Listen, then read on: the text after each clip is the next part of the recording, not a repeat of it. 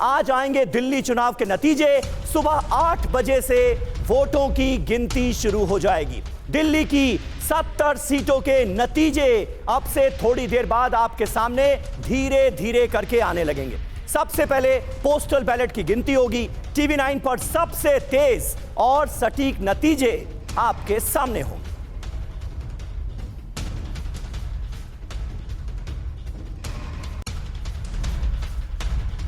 और देखिए टीवी 9 पर दिल्ली के नतीजों की बड़ी कवरेज। सभी मतगणना केंद्रों पर जितने भी मतगणना केंद्र हैं वहां पर टीवी 9 के रिपोर्टर्स मौजूद हैं। सबसे पहले सबसे सटीक नतीजे हम आपके सामने रखेंगे। टीवी 9 पर देखिए नतीजों का पहला रुझान।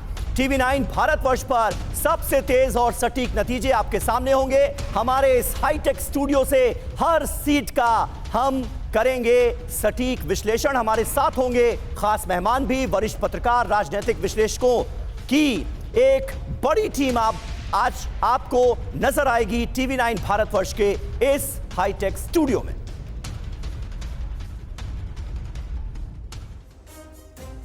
और आइए सबसे पहले आपको दिल्ली विधानसभा नतीजों से जुड़ी 10 बड़ी बातें बताते हैं।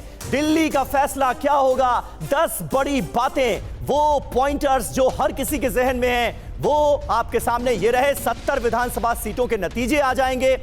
2020 के मुकाबले इस बार 2% कम वोटिंग हुई है। यह ध्यान देने वाली बात है, 2% कम वोटिंग हुई है। इस बार 60.92% महिलाओं ने वोट किया। यह महिलाओं का वोटिंग परसेंटेज हम आपके सामने रख रहे हैं। इसके अलावा ज्यादातर एग्जिट पोल्स में बीजेपी को बहुमत मिलता हुआ नजर आ रहा है। यानी एग्जिट पोल्स की माने तो बीजेपी सरकार बनाने जा रही है इस बार दिल्ली में। और अगर ऐसा होता है, अगर बीजेपी की सरकार बनती है तो 27 साल बाद वापसी होगी भारतीय जनता पार्टी की और 27 साल का सूखा खत्म करेगी पार्टी। इस बार पूरी ताकत झोंक दी भारतीय जनता पार्टी ने आम आदमी पार्टी के खिलाफ और आपकी जीत हुई तो चौथी बार सरकार बनेगी। यानी अरविंद केजरीवाल की पार्टी लगातार चौथी बार सरकार बनाने में कामयाब होगी अगर इन विधानसभा चुनावों में आम आदमी पार्टी की जीत होती है तो। केजरीवाल का खरीद फरोख्त का आरोप भी इस बीच सामने आ गया।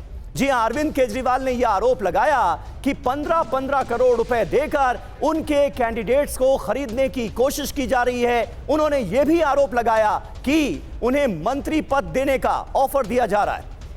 अब इसको लेकर एसीबी की बाकायदा जांच शुरू हो गई है। दोनों तरफ से शिकायत हो गई। पहले बीजेपी ने शिकायत दर्ज कराई, फिर आम आदमी पार्टी के सांसद संजय सिंह भी पहुंच गए एसीबी के दफ्तर, उन्होंने भी शिकायत दर्ज कराई। हालांकि एसीबी की टीम जब केजरीवाल के घर पूछताछ करने के लिए पहुंची तो पूछताछ हो नहीं पाई क्योंकि अरविंद केजरीवाल के वकील ने कहा कि लीगल डॉक्यूमेंट्स के बिना आ गई थी एसीबी की टीम। बहरहाल केजरीवाल ने खरीद फरोख्त का आरोप लगाया। बीजेपी ने, खास बात यह रही कि इन चुनावों में कि बीजेपी ने बिना सीएम फेस के चुनाव लड़ा। फ्री बिजली, पानी, यमुना के मुद्दे पर चुनाव हुआ। ये अहम मुद्दे हावी रहे और सभी दलों का महिलाओं को आर्थिक मदद का वादा भी सामने आया।